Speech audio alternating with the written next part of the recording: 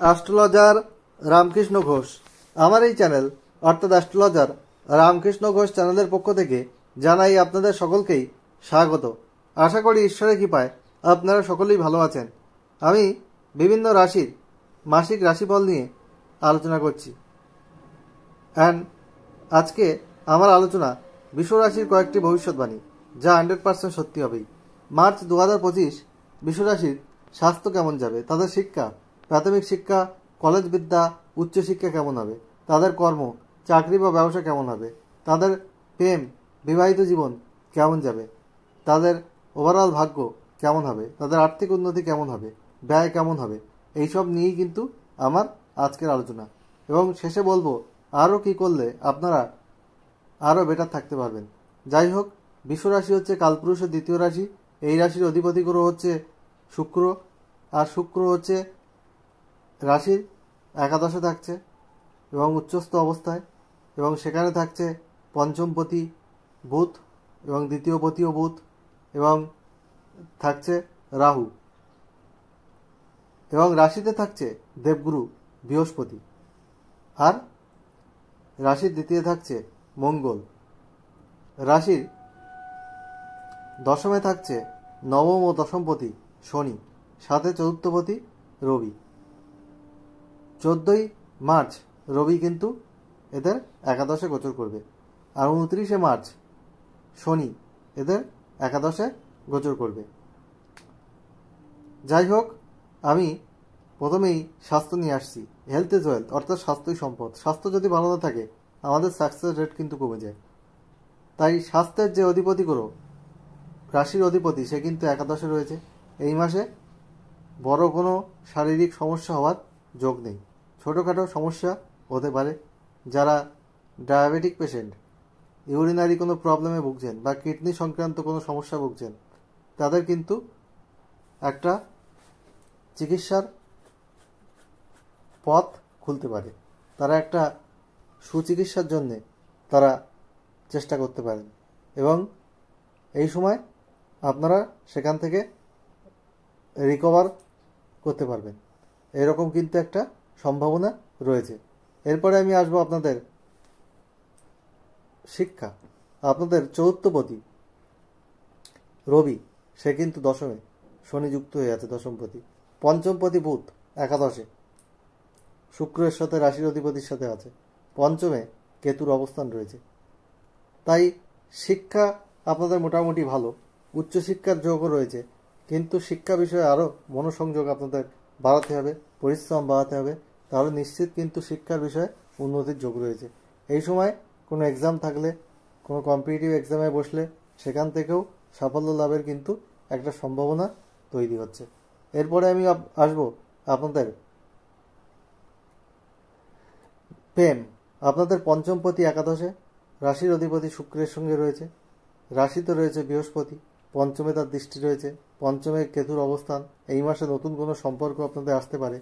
পুরনো সম্পর্কের মধ্যে আপনাদের রোমান্স থাকবে, আপনাদের বন্ডিং থাকবে, কিন্তু আপনাদের কথাবার্তাকে কন্ট্রোল করতে হবে। আপনাদের মুখের ভাষাকে কন্ট্রোল না করলে কিছু কিছু ক্ষেত্রে মিসআন্ডারস্ট্যান্ডিং কিন্তু হওয়ার একটা যোগ তৈরি হবে। গুপ্ত প্রেমেরও কিন্তু যোগ এই মাসে পাওয়া যাচ্ছে। আর বিবাহের ক্ষেত্রে বলবো, আপনাদের সপ্তমে বৃহস্পতির দৃষ্টি রয়েছে। এই মাসে আপনারা বিবাহের চেষ্টা করতে পারেন, বিবাহের যোগাযোগ কিছু আসতে পারে।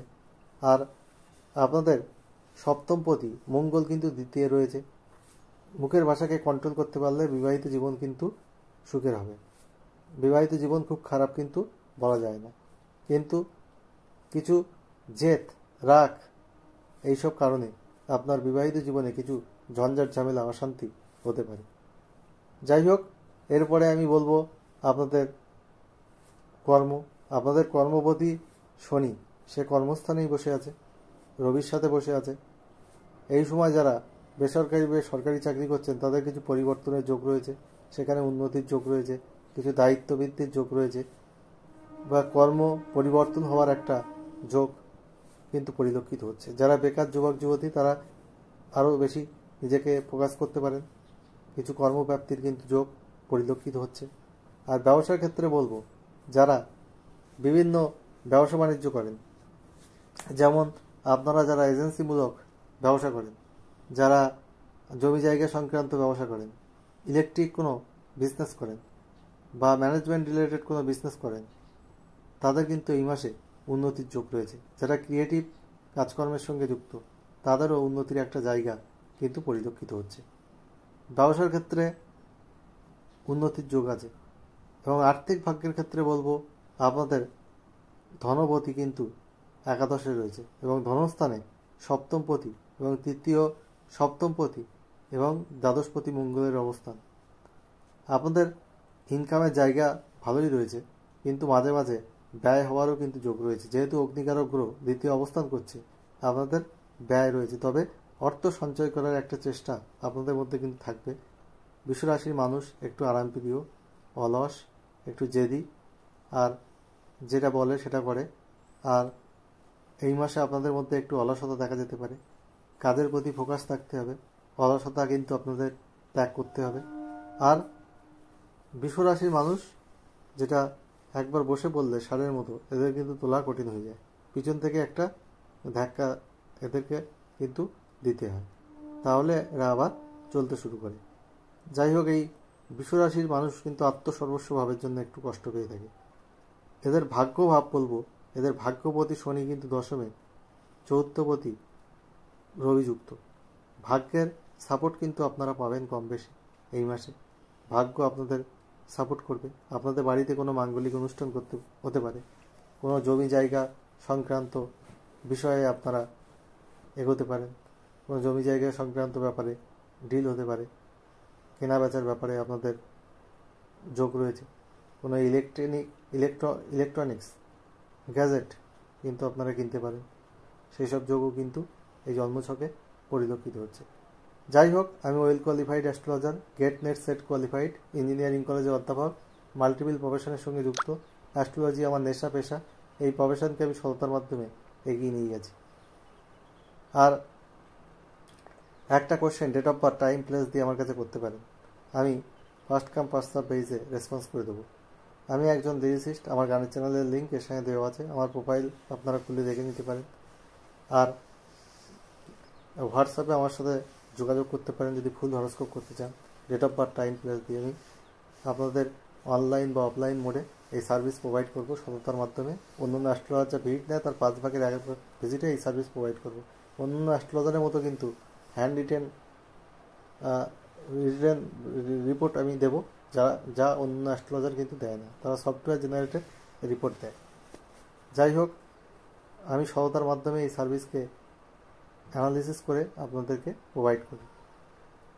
যাই হোক, আপনারা সাদা, সবুজ, নীল আকাশি রং বেশি ব্যবহার করবেন।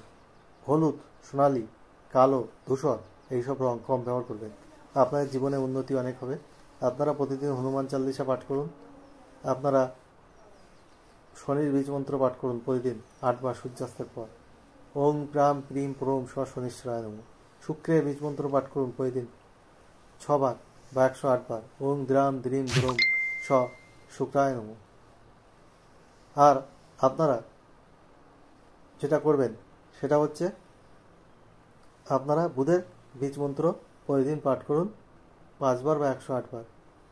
ওং ব্রাম ব্রিম ব্রোম স বুধায় নমঃ। যাই হোক, বিশ্বরাশির মার্চ 2025 অনেকটাই ভালো রয়েছে, কিছু হয়তো নেগেটিভ রয়েছে। ভালো মন্দ মিলিয়ে জীবন। মার্চ 2025 সব বিশ্বরাশির মানুষের জীবন সুখ সমৃদ্ধি আনন্দে ভরে উঠুক, ঈশ্বরের কাছে এই প্রার্থনা করে আজ এখানে শেষ করছি। আবার খুব তাড়াতাড়ি নতুন আলোচনা নিয়ে আমি আপনাদের সামনে হাজির হব। আপনারা সবাই ভালো থাকুন, এটাই কাম্য।